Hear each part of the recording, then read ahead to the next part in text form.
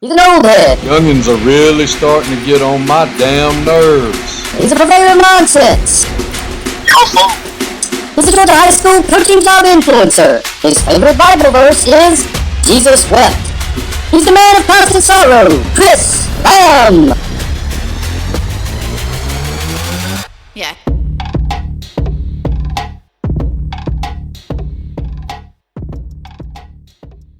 Welcome to Son Coaches Podcast, and tonight I've got a good old friend of mine that's been coaching for quite some time at his current stop. He's an old head these days. He's the head coach at Screven County High School. Coach Ron Duncan, thanks for being on with us. All right, glad to be here, Chris. Well, Coach, tell everybody where you grew up and where you went to school and where you got started. Well, I grew up in a place called the Horse Creek Valley over in South Carolina. It's a collection of about 20 mill villages, actually, and it fed into Midland Valley High School. And it's right near North Augusta and Augusta, but across the line over in South Carolina. Grew up there. Definitely had a blue collar mentality growing up. A lot of days you fought walking out the door. It's just the way it was, and I wouldn't trade anything for being raised there. Yeah, Rachel grew up. She went to Midland Valley. Oh yeah, yeah. I know all about the Sassafras Festival. Yeah, she's a Valley rat. Yeah, 421.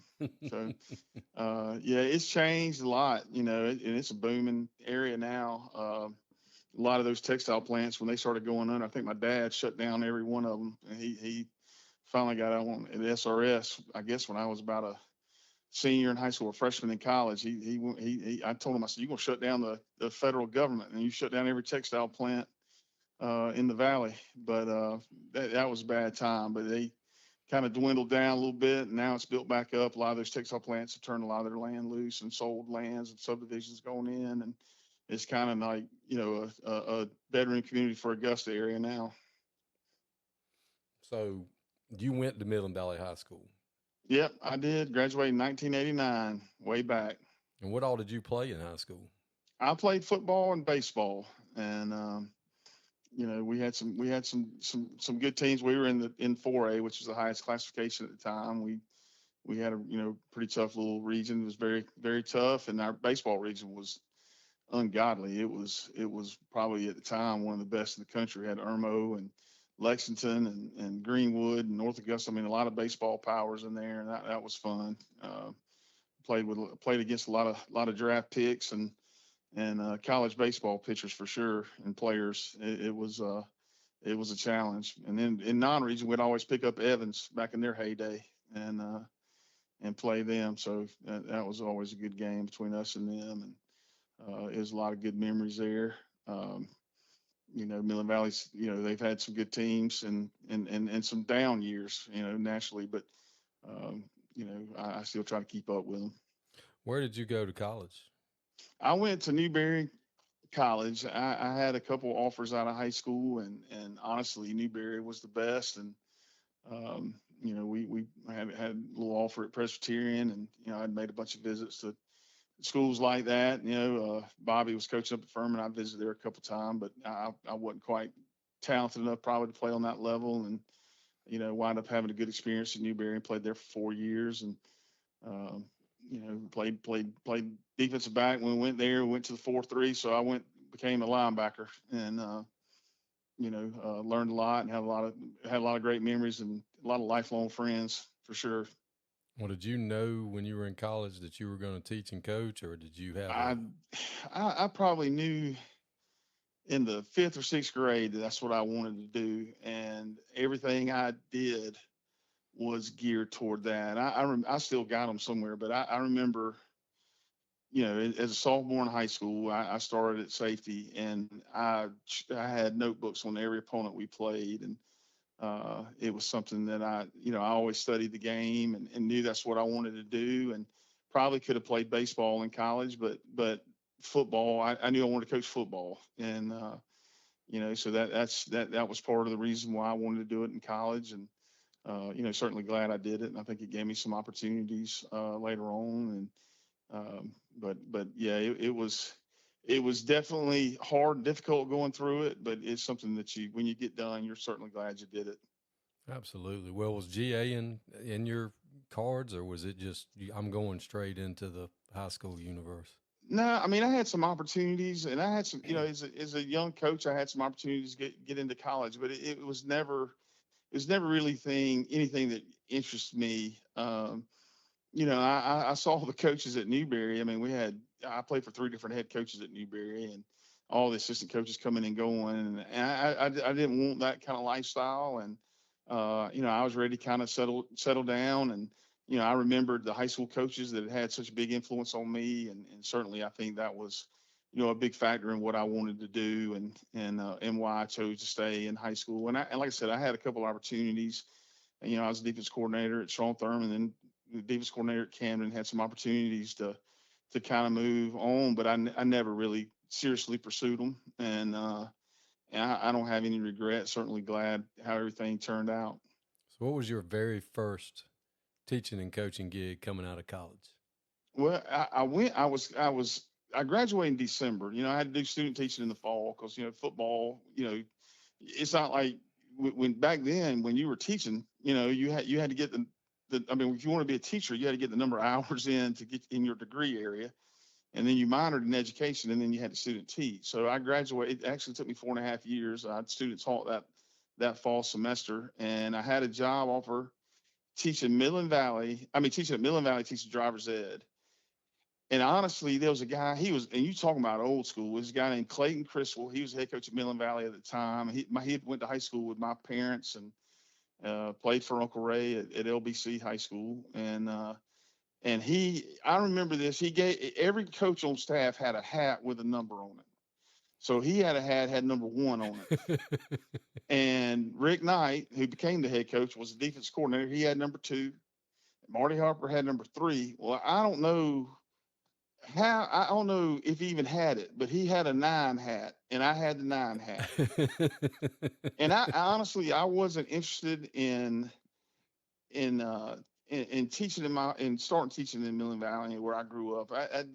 Something never interested me really, and I wanted to get away. And I was doing driver's ed class at Erskine, and my cousin Bobby Lamb called. He said, "You need to go see Jeff Burke at Crescent High School."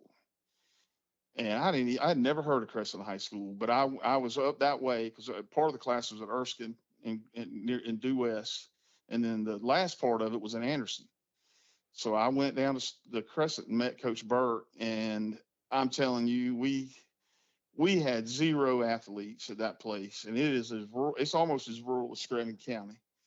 And I learned more football that year with Jeff Burke. He had been at NC State with Dick Sheridan. He was a defense coordinator at Stevens County when he came over and took the head job at Crescent.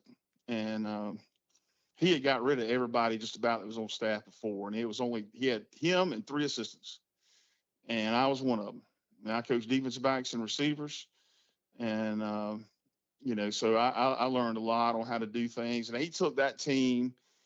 Like 2 or 3 years later, they went like 12-2 and made it to the semis. And it was the most confounded, best coaching job he had ever done. I left after 1 year and went to Strong Thurman when Brian Smith took the job there. But I still kept in touch with Coach Burke. He meant a lot to me. And but during that year, we went 2-8, and that was a miracle. That's probably one of the best coaching jobs I've ever seen, to go 2-8 that year. And with a bunch of freshmen and sophomores that had no business playing on a Friday night. And we played. I remember the last game of the regular season.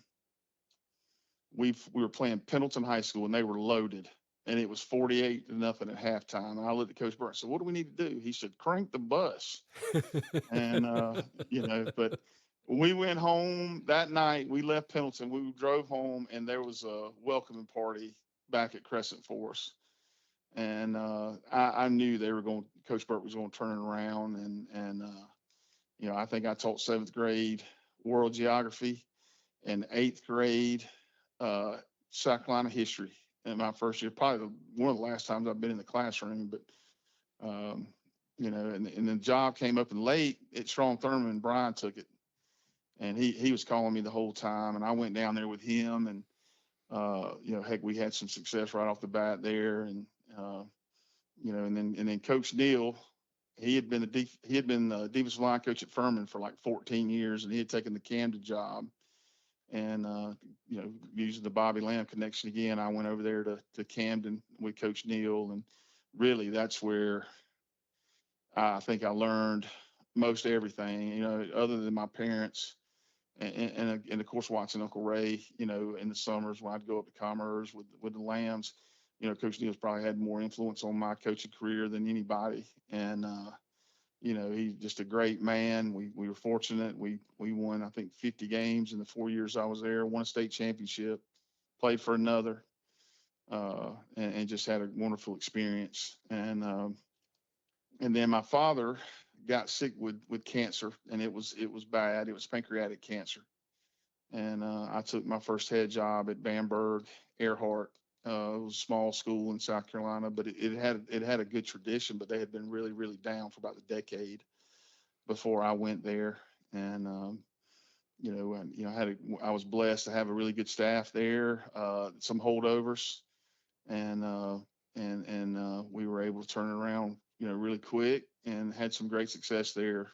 And we had probably had the number one defensive end in the country in 2005, and then 2 years later had the number one player in the country. So we had some good players, and had a lot of success, and we had some near misses and lost two heartbreakers, last second losses in the semifinals, which was essentially the state championship game. And I think it was God teaching me a lesson,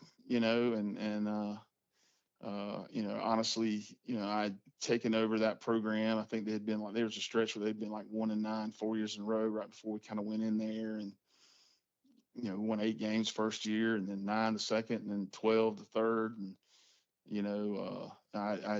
my father had passed away, before the May before my first game there. And he came to one spring practice, and then he passed away a couple weeks later. And then we had a daughter. Already had a son in Camden. We had a daughter who was born with a congenital heart defect, and I think she had 5 open heart surgeries the first year of her life. And we spent untold amount of weeks in ICU. And I think honestly, when you're going through things like that, you rely heavily on God and those things. And then when you get through it all, you kind of start thinking you did it yourself. And it was some humbling moments there, and there at the end. And I remember going there the last game. We lost to Chesterfield in the semifinals at home, and we had the game won. We lost it like 8 seconds left in the game, and I remember walking across the parking lot, and there was Steve Tannehill, who's a South Carolina legend, over there, and Bamberg's big South Carolina town. And I was walking across the parking lot, and I heard some people, we just got out coached. They were tailgating still after the game, and I was just like, that.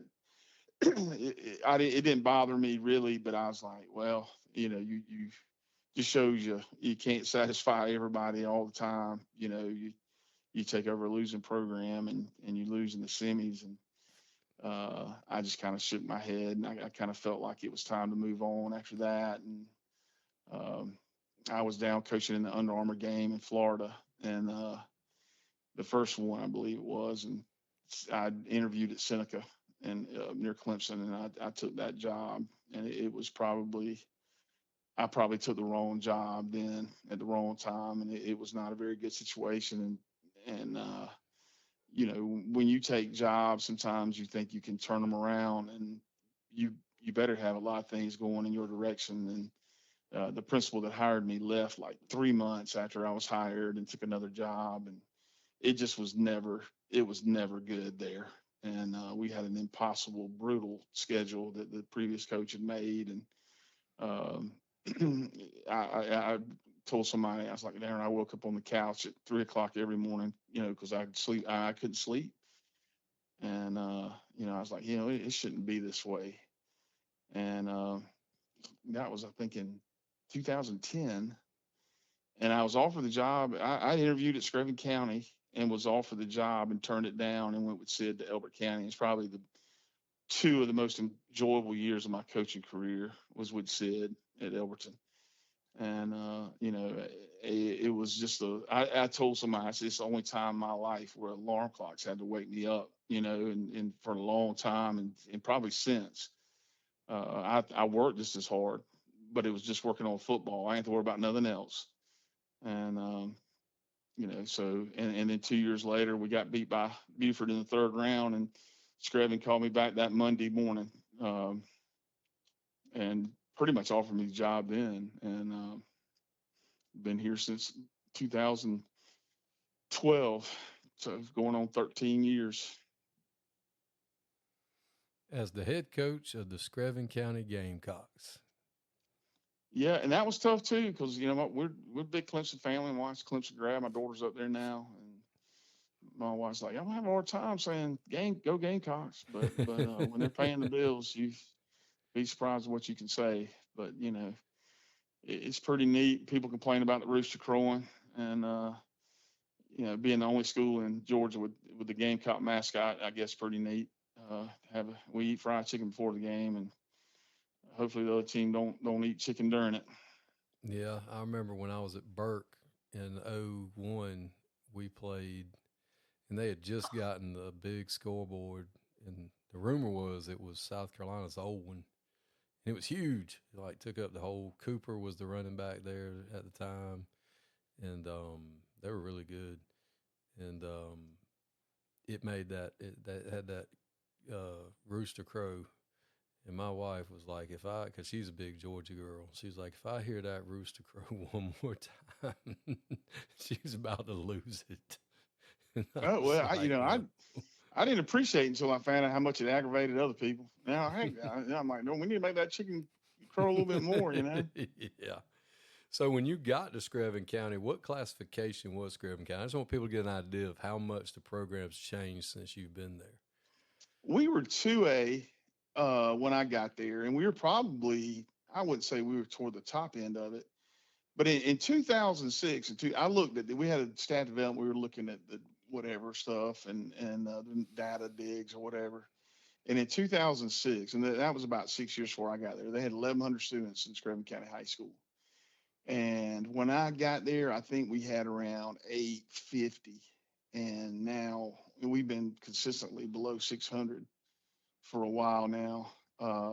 It has changed a lot, but I mean, we're half of the school that won the 3A state championship in 2002.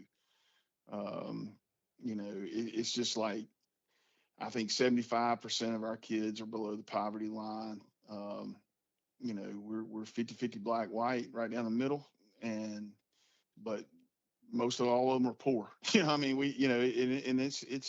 they did a thing a few years ago, schools like us or whatever, and how high our CCRPI scores were, and how we were like number one in the state, schools like us, and from academic perspective. And I looked up the football wins, and it was like, there were some bad football teams on that list, and, just because of the situation you've been in, with the poverty. And but I tell you, we're blessed here too, because we do have a core booster club that works extremely hard, and they raise a lot of money for the program every year. And I want our kids to have the best that we can give them. We try to give them the best equipment we can give them. We try to do all that stuff, and we certainly got a great booster club, and we have a lot of support. We don't have everything going our way, but they do a lot for us. We have some admin that care, and they try to give us the basic necessities, and they do want us to be successful. And so, it's been a good place. And we came here, and we stayed here long enough. We'd moved around a bunch, and it's just like, I wanted somewhere my kids can at least have a home to be, home.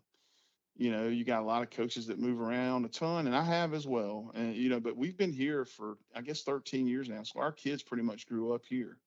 I've got a son that just graduated from Georgia Southern, and my daughter is a sophomore at Clemson, but this is their home, good, bad, indifferent. This is their home. And, we built a house here when COVID hit, and this is where we want to be. And we had a great run. First 8-9 years I was here. But I took great pride in staying after we graduated a lot of talent and trying to rebuild it again. I think my first year here, we had the biggest turnaround in the state of Georgia. And I think we did it. We were either close to it or had it like 2 or 3 years ago again, and we did it again. And I guess it ain't great to do that, when you've been somewhere. But we've kept the core staff together since I've been here. And I think more than anything, what our kids need is stability and knowing somebody's going to be there every day. And when I'm in the school, my office doors open. We just got new facilities, and it's not as conducive to them coming in there every day or coming by my office. But we see our kids every day, and they know we're going to be there. And they don't. A lot of our kids don't have that stability in their life.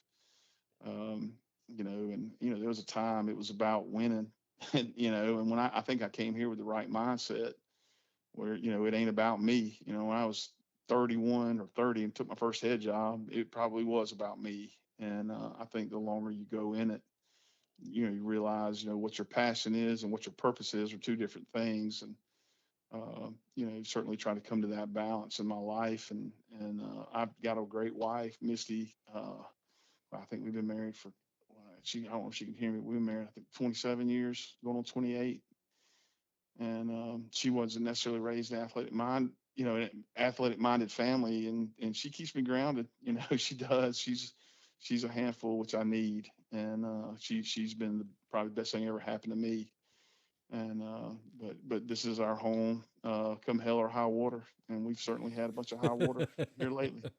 Yeah, that hurricane that just rolled through there. Send me some pictures of y'all. Said it looked like a war zone. You weren't lying.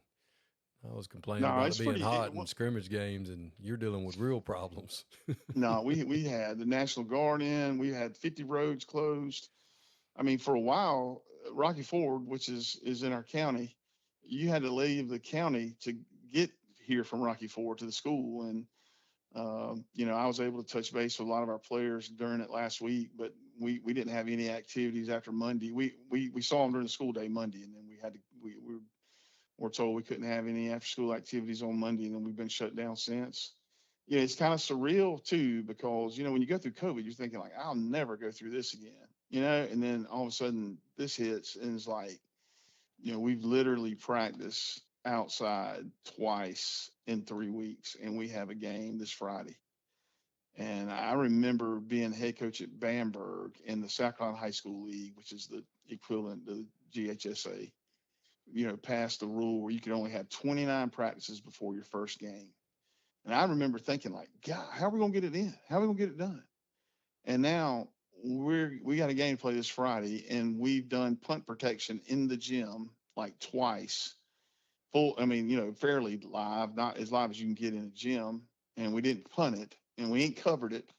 And we, a lot of things like field goal extra point, we kind of start doing the first week of pads, and then, we do it the next week, and then we're dead during the scrimmage, but we get to roll them out there. We ain't even put it in because we ain't been on the practice field. I literally have not been out there. The 2 mornings that we got, they let us practice 2 mornings during pre-planning, and we had to be off the field at 9. So, in Screven County, we had kids coming from 45 minutes away anyway. So we get them there at 6:30. We get on the field around, a little before 7. And then, 9 o'clock, we got to be off because we got pre-planning, So those are the only 2 days we got in, because heat and lightning got us every other day. So it's literally been like, what are we going to do? I mean, I'm sick about it. I've been a nervous wreck sitting here doing nothing. We ain't had any film to watch. We didn't have anything to break down. We did, we already graded our practice film from the 2 days we had, and then that's it. So we've got a lot of work to do this week for sure. We met this morning. We didn't have film, so we met and we did get a little peek of them over there at the scrimmage. Went and kind of broke it down by hand, old school wise, sitting in the bleachers. But That's about it. So we got a lot to get in. And I told our coaches this morning, we have a staff devotion every morning at 8. And when our chaplain left, I said, look, in our minds, we're going to treat these first 2 non-region games like scrimmages. And then we got a bye week, and then we'll get ready for region play. But it's certainly going to be a challenge, but adversity, builds character and builds men. So hopefully we'll be grown men here pretty soon. But Well, it's certainly been a challenge. Did y'all get to do spring? We did do spring. We got about, I guess, about 7-8 days in of spring. We didn't do a spring game, so I try to cut it off a little bit early. So we did do some spring, and then of course, you do football stuff in the summer, and back in the day, back when we were coming up, young coaches, we lifted and ran in the summer and did agilities and conditioning, but we didn't do a whole lot of football stuff. We threw some, but we did 2 days of patty camp in June. We did 2 days of patty camp in July. So we do have some of that, and hopefully we'll get on the practice field at some time tomorrow. I'm a little concerned about the wet bowl. We got a trainer who's a stickler for the wet bowl and the lightning detection. So hopefully we'll get out at some point tomorrow and try to get some stuff done. But and they won't have forgotten everything in a week or a week and a half, 2 weeks, whatever it's been since we've been on the practice field. Well, have the kids been back to school yet? No, we haven't been back to school, and I was concerned if we was gonna get back Monday. I think honestly, we had 18 inches. I think somebody said on their rain gauge. I know officially in town we had over 16. It was 15, and the rain hadn't stopped. So I think we probably had well over 16 inches in town and 18 inches out in the county. And we got a lot of people suffering because we had some homes. A lot of people lost homes here. They didn't live in a 50-year or 100-year flood plain, and they got flooded, so they didn't have insurance and flood insurance. So, certainly thinking about those people, and they definitely got a lot more hardships than what I'm worried about right now. But no, it's I don't know what to say. We went through this in COVID, and we did, and even the year after the COVID year, we were shut down. Our school shut down like the first week into school because we had like 250 COVID cases in school. I think over half our school had COVID, and we probably had 40 on the football team. So we shut down for 3 weeks that year and played 10 straight weeks. We had to reacclimate, and that Friday night was the first time we put on pads in a month. So we've been through this before, something similar, but this is definitely challenging. And I'm anxious to get back on the field Monday for sure, tomorrow. So you said y'all got new facilities. I remember when I came and interviewed with you, God, 15 years ago, still the old place. So you got new digs, huh? Yeah, we did. They did a good job. I mean, last year, we moved in last year on August, the first day of school. After basketball season, we had to move everything out of the entire athletic facility area, everything. I mean, we had more square-toed kicking shoes. I could have sold them for me. I could have been a million. And we had a left-footed size 17 kicking shoe.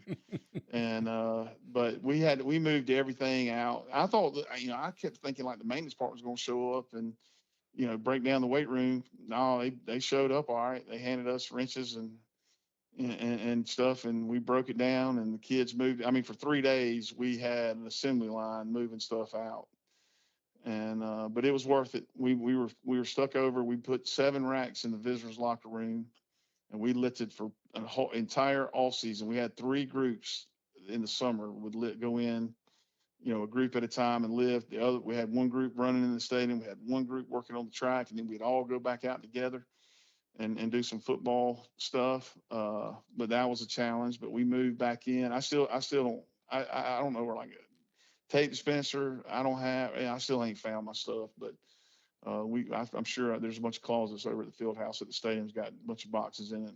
It's got a bunch of stuff in it that we need, but we got all new weight room equipment. Everything's brand new in there, a whole new building built for it. And it's really, really nice, and very blessed to have it. And but that's been a challenge too. It took about 6 months to get the wireless router in my office to work. They didn't put outlets on one side of the office and where I'm at, so we had to. It's been a mess, but it's been worth it. Well, I know anytime you get anything new and nice, and the kids appreciate it. We moved into a brand new school. We still, our athletics still the same. That's like phase 2, I think, with what they're going to do at our place. But kids appreciate it, being in a new school, and God knows we needed one.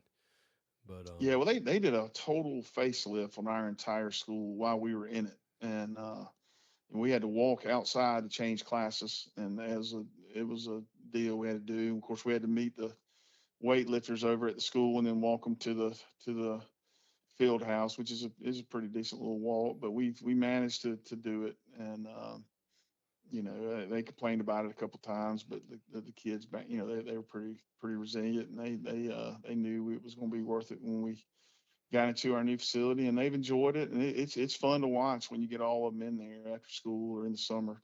We don't have the luxury of all of them in there at the same time during the school day, but it's a good little situation to have. some for them take pride in. Yeah, yeah. And we put some field turf down the middle, and we use it every day. And we've got a good little setup there. That's awesome.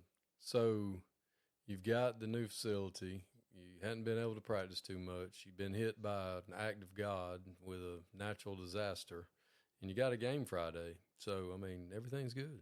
I mean, Yeah. Just show up and play games. We were supposed to host a scrimmage with South Effingham, and we were thinking that we weren't going to be able to get the field painted and getting all this, and South Effingham's got turf, so we moved the scrimmage down there. And I told our coach, if we're in school Friday, we're going. And I went and sat down with Superintendent Wednesday. I just saw him at his office, and I pulled in there, and he said, Ron, it ain't gonna happen. I said, I get it, I understand. And it's Missy and I, we got arranged, and we rode out and looked, and I mean, we got dirt roads that are completely washed down to the creek beds, and I mean, they're unpassable still. I mean, they're still. We rode down one today thinking they may have fixed it, but two of them are still slap undrivable. So they've got some collection spots to gather kids from certain areas, and hopefully we'll get all of them back Monday. And we might be rounding up one or two, but hopefully we'll have everybody back Monday. yeah, it's insane when the sun's out, but everything's flooded. That was the crazy thing. I sent you the video of Misty and her friend rescuing a dog out of the flood water, and it was sunny. Now we had bands come through after that. We probably had another couple of inches after that, but that was in the middle of it. Misty and I went out riding when it was, that Tuesday. We caught a lull in the rain. We went out riding. I was like, this is bad. But we've seen the cavalry coming in. My AD sent me a video of about 18 dump trucks and road graders, and I mean coming into to Screven County from all over. And we went out riding this evening in the Ranger. We do it on Sundays evenings. We'll go out ride, and it's amazing what they've done already. So it's heading that way. We've had a bunch of hogs on some trail cams though. It's pushed them out of the swamps, that's for sure. And I have a whole crew of old codgers I eat breakfast with in the morning, drink coffee, and they were all, of course, whoever, they all got rain gauges, and I just make up a number, but whoever says last always has the most rain. It took them about 2 years to realize I didn't really have a rain gauge. I was just going to say the most if I was last, but they were showing me pictures on their trail cams, the hogs, and everything's been pushed out. There's some big ones around here for sure. Well, that's one of the things that most people that don't live in rural or hadn't coached in rural towns don't understand how people come together, help each other out, raise money for the kids. They care about athletics. Friday night's important, or basketball game, baseball game, football. It doesn't matter what season it is, but this time of year, obviously it's football season. It's a big deal. And no, it is. I mean, we got a group. I mean, I'm telling you, if we played in Alaska, they'd be there before we were. And they travel all over. And we've had to go to Brooks County twice in the first round. That's never fun when you're the 4 seed, having to go to Quitman, Georgia in the first round. And I felt, I was like, I wanted to tell them, like, dude, you might want to sit this one out, but they're there, thick or thin. And, I certainly appreciate them. And that's what this town is.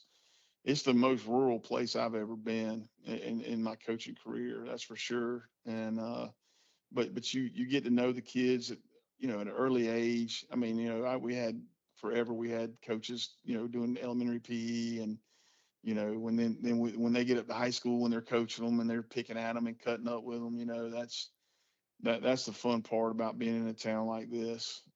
We don't have a private school here.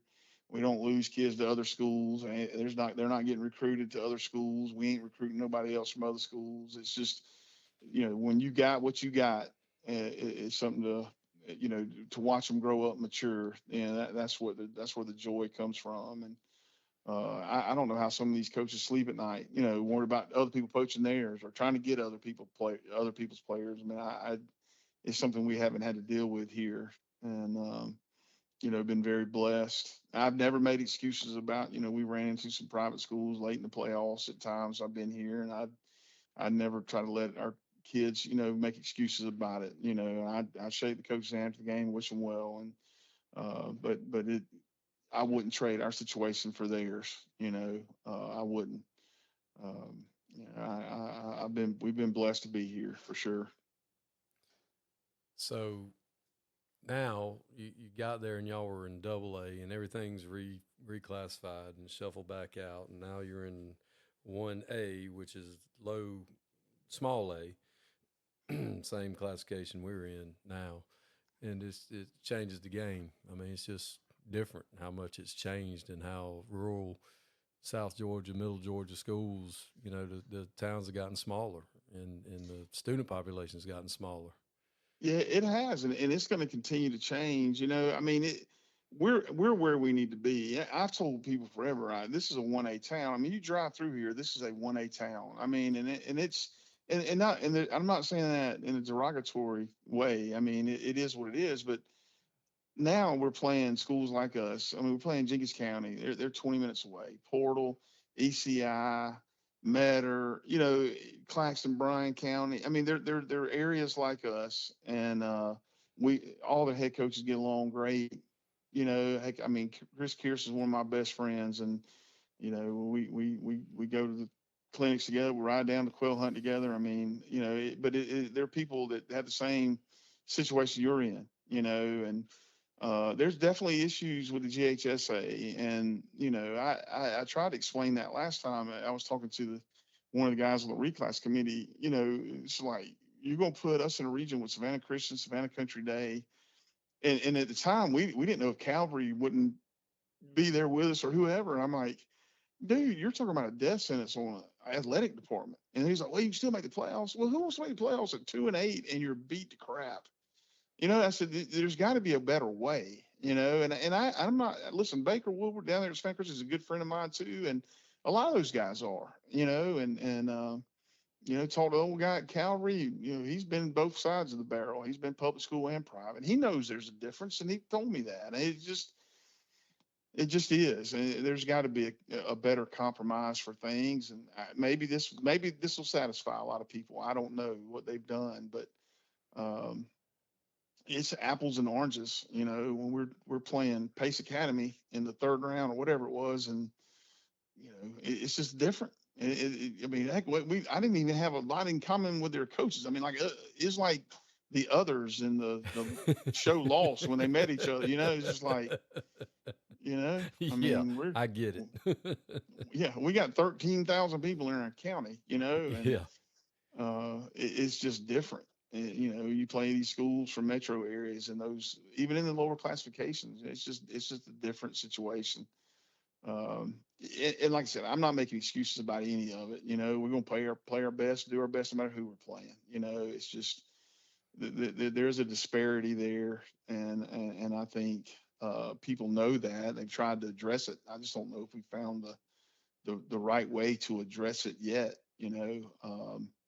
It's just a different, I don't know if it can never come together and be right when you've got the metro city systems or metro schools, and and they're playing in classification with small rural county schools. It's a difficult way to make it equitable, Well, if you will. well, one thing we can all agree on is that we are playing football way too early in the calendar year. Yeah, I kind of expected. I was telling you this before we started taping. I kind of expected this year to be the rollback year because you move it. Every day every year you move up a day. It seemed like the 23rd or 24th was the first game a few years ago, and now we're sitting here August 16th. And like I said earlier, I remember having 29 practices before your first game, and darn, I mean, even if we hadn't missed a day, we wouldn't even be close to that. And I just, there's a lot of worries I got going on in my head.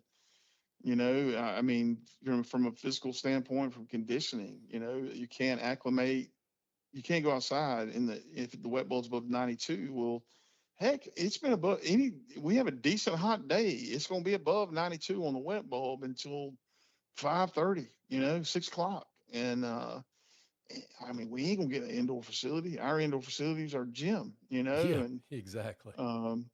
heck, last year we didn't have it because it was piled to the roof with stuff until right before basketball season started. So we were in hallways doing walkthroughs, and like I said, everybody's dealing with it. It's just the fact of it. Starting school so early. You can't practice early in the morning. You can't practice in the evening. When you've got school, and most of our kids, we're either picking up in the summer or they're depending on that big yellow bus coming by and grabbing them and getting them here. So those are just issues you got to face, I guess. And, we'll go out and give our best effort this week, and we play by day after that. And then, like I said, we'll have a bye week. We'll try to regroup and get ready for region play. But it is what it is. Everybody deals with it. And, you just make the best of it. Yeah, playing. I was talking to DT today, and he's fully retired now, so he'll say what he wants to, which I do anyway, which is probably why I'm in the position I'm in. But the having 2 scrimmages and 3 regular season games that hit right at Labor Day or before Labor Day, that's a problem. I mean, it doesn't take a whole lot to fix that. I mean, we don't need 2 bye weeks. We don't need to be playing football games in August. I mean, this doesn't make any sense. I mean, it's just common sense. Yeah, because it's only going to affect 16 teams if you're talking about moving the games, the playoff games, because you're only talking about 4 teams from each classification at the end. You're only talking about 16 teams that are going to be affected. Everybody is affected right now. That's right. Playing in the heat and everything else. And it's a math problem. And it is. It is. I mean, it's an official problem too with the shortage in officials. Yes. And and I understand it. But like I said, there's some problems.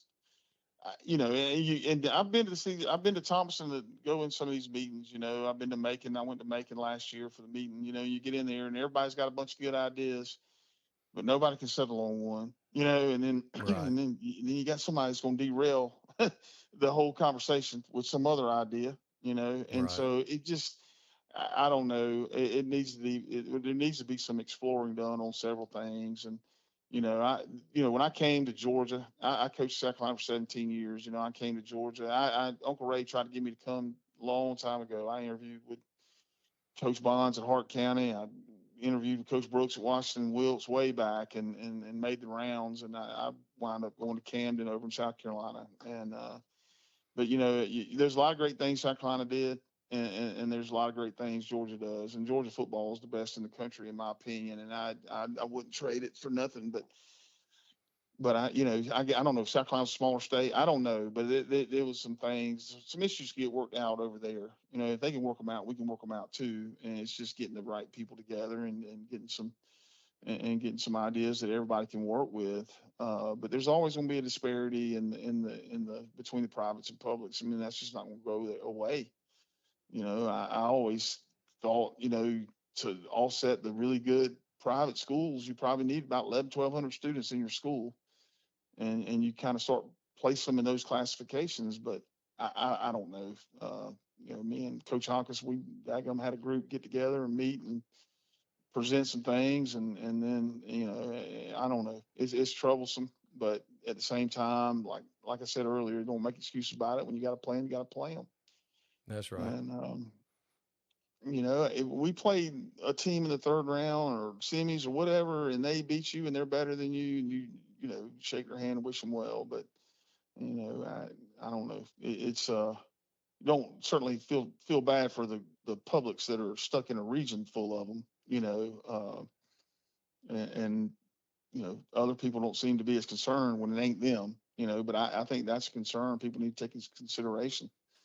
We were certainly facing it if we hadn't been able to, move down to Division II. We were sitting there looking like we were going to be in Division I, Class A, and 3 schools with more kids in their student body were going to be in the Division II school below us that we're in now. And because I think we're like the 4th largest school, the 4th largest populated school in our region, and now. So and then some of the small 1A's got an argument too. When you're looking at schools with 600-700 students playing in small 1A, that's an issue too. I think it needs to be addressed, but I don't make them big decisions or big bucks. So I just keep doing what I'm doing, I reckon. So 30 years of coaching, more or less. What are some of the biggest things, good or bad, you've seen has changed over the years? Well, I tell you, Chris, when I was in Camden, like our off day was Saturday, but I had to trade film and I had to dub it. Well, I had to dub VHS tapes, and we played people that didn't cut the freaking camera off. So you're sitting, and we had like 15 coaches that needed tapes. So I would load our game on it, have a stack of VCRs, dub it, and then put the 3 trade games behind it and dub it. And there's times I was up there, from 8 in the morning till 4 in the afternoon. And then everybody came in Saturday evening, got a copy of the VHS tape, went home and graded their position. And then we met at 2 on Sunday. But I was defense coordinator. We went in at 8 because we had to break the film down, with the VHS tape and a cowboy remote and writing it down by hand. And I remember I was at Camden and we got the DVD stack. We started trading DVDs, and I said, it'll never get any better. It'll never get better than this. I can dub the films in this amount of in 30 seconds. I can have everybody a DVD with all the games on them. Well, heck, they turn around and you get huddle, and like our coaches come in, we meet at 8 on Sunday, and the defensive staff and the office coaches got the film broke down. They got their position graded. They got the opponent's film broke down. We come in and meet. So, we have a staff devotion, lasts about 30 minutes, and then we're usually out of there by lunch, and it used to be, we stay, and in my first head job, I did it the same way we did it at Camden. I mean, we met until 10 at night. We went at 2, we met, we talked about the previous game. I talked about things that we needed to get better at, correct, anything we needed to do. And then I talked about what I'd seen on film from the other team, and then we divided up and we met. And then Monday nights we practiced, and we'd go in and meet again till 10, 11 o'clock at night on Monday night. And then after about the first year, I was like, you ain't got to be this way. And because we were running spread back in 2003 in my first head job. We never saw what we were seeing on film. And I was like, we're beating ourselves up, So like the next year, I was like, we're going to meet from 2 to 8 and we're going home. And if we ain't done, we'll finish it. But we're going home at 8, and it's gotten quicker than that now with huddle. We go in, we usually have practice film loaded before we leave, and we're not sitting around, we watch it at home. I want our coaches spending time with their families. And that, when I got here, I had a couple older guys, but I had a lot of young coaches and that had families and kids, and I wanted them home with their families. And so, I mean, we come in, and I'm the last one to leave, but we practice for about 2 hours, and we're off the field, and we're gathering things up, and we're getting the kids out the door, and we're going home, and So I'm at home at 6:30, 7 o'clock every night, and our coaches are home before that. So I think that's changed a lot. I mean, you can grind away, and you can be grinding just to be grinding, and just and listen, when I was young and I was a whippersnapper and defense coordinator, I told my wife, I mean, I was a coach when you married me, and this is what I'm doing, and I loved every minute of it. I wouldn't trade none of it. But things have changed, and of course, been through things with. Well, I think we've had 8 or 9 open heart surgeries with my 2 kids, and it kind of puts things in perspective too. But certainly that has been the biggest change I've seen. Every generation talks about the kids they're coaching, and there's changes in that. When we were young coaches, Chris, I mean, the kids they were raised in the church, and their parents were raised in the church. And now we've got a generation of kids that aren't raised in the church. Their parents weren't raised in the church. And that's different, and we do, devotions, and we have a chaplain that's there, and, at least planting seeds in their brain, that make, grow, fruit later, and that's kind of what I told our chaplain when we he came from Elberton, and he took a job here at the Christian church in town, and he coaches our kickers, and our kicker, and usually only have one here. So, but he's done a great job with that part of it. But the kids, we live in some of the kids are entitled, and the kids now are taught to question authority, and sometimes that's not a bad thing. So you've got to find a balance there. The old school way, I think people remember Mark Daniel here and grabbing face mask, and those things kind of going by the wayside, and to some degree rightfully so. But I've always I guess I was a transformational coach before I even knew that was a term. And we don't cuss kids here. That's never going to happen here.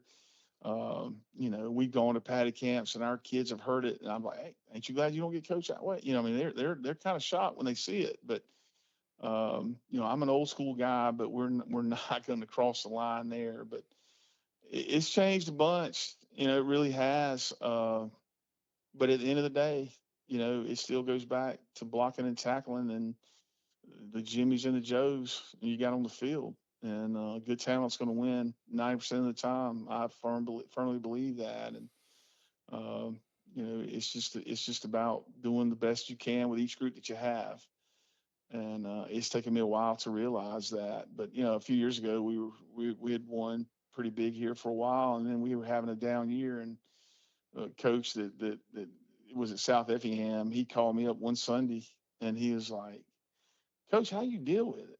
And I said, look, man, he was struggling. He'd been the offense coordinator at Lee County. All he had done is won. And he was out at South Effingham. They were struggling. I said, Coach, look yourself in the mirror. And if you're doing the best you can do, and you're doing right by your kids, and that's all you can do. And if they fire you, you'll find another job. Same as me, same as everybody that's in this profession. And that's how he's like, how do you handle it? So that's how, you take, put it in God's hands, and you do the best of your ability to, the best you can with what you got, and you keep rolling, and you show up, you keep working, you keep grinding, you keep chopping wood. And, certainly we've had a couple down years, and when you're in a small town, you're going to run into it if you stay there long enough. And it's just, being able to battle back from those is what you take pride in. And certainly we had a down year last year, but we were super young, and certainly hope this year we can turn it around. But that to me, that's what it's about. Well, you definitely built a great program there, or rekindled a great program there in Screven County. Your career has been fun to watch, fantastic. I've always cherished our friendship. I've enjoyed our talks that we have 2 or 3 times a year. And I can't wait to see what this year has in store for the Screven County Gamecocks. Well, I can't wait either, because I'll be the biggest surprise as you. I really felt like this team I really feel like it's got a chance to be a really good football team before it's all said and done. And I just hope we've got some growth in us, and we've got to see it develop. And I think we've got some positions that are going to be that we've got a high ceiling at, and we ain't even close to it yet. And if we can get our kids to handle this adversity from this situation we've been in this preseason and get through these first couple games, I think we have a chance to kind of steadily improve as the year goes on. And last year we won 4 games and we started 16 freshmen and sophomores, and our kids played hard every minute of every game after the first one. And we had some kids we had to sit after the first one, and some of them we got rid of eventually, or they got rid of themselves, and then some of them bought in how it was going to be. And so I think we got another run in us here. I do. I think our best days are definitely ahead of us, and I'm certainly anxious to get going this year, with some stability and some routine and getting back to that structure that we need here. Our kids, we live 4 days in the summer, during the week, because I want to see them. We got to keep your thumb on them, and so some of this stuff ain't good, when you don't see them. But hopefully we'll come in tomorrow and get them in the weight room, and we'll start trying to get them back going again.